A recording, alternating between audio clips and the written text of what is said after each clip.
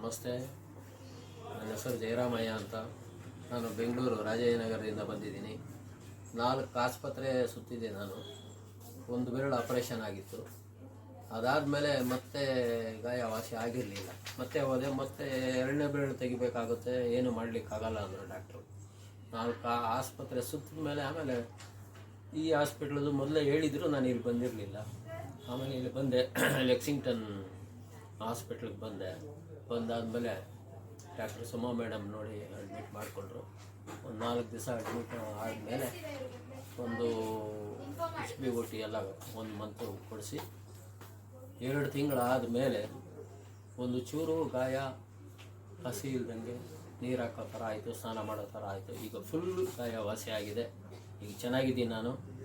Doctor Suma ಮೇಡಮ್ಗೆ ನಾನು ಯಾವ ಥರ ಕೃತಜ್ಞತೆ ಸಲ್ಲಿಸ್ಬೇಕು ಗೊತ್ತಿಲ್ಲ. ಅವರಿಗೆ ದೊಡ್ಡ ನಮಸ್ಕಾರ. ಆ ಮೇಡಮ್ ಏನು ತೊಂದರೆ ಇಲ್ಲ, ಇಲ್ಲಿ ಬನ್ನಿ, ಎಲ್ಲ ಗಾಯಗಳು ವಾಸಿ ಆಗುತ್ತೆ. ಬೆರಳು ಕಟ್ ಮಾಡೋದು, ಕಾಲು ಕಟ್ ಮಾಡೋದು, ಅದಕ್ಕೆ ಅವಕಾಶನೇ ನೀಡಲ್ಲ. ಏನು ಆಪರೇಷನ್ ಇಲ್ಲದೆ ಗಾಯ ವಾಸಿ ಮಾಡ್ತಾರೆ. ಇನ್ನೊಂದು ಸಾರಿ ಸುಮಾ ಮೇಡಮ್ಗೆ ನನ್ನ ಹೃದಯಪೂರ್ವಕ ವಂದನೆಗಳನ್ನ ತಿಳಿಸ್ತೇನೆ. ನಮಸ್ಕಾರ.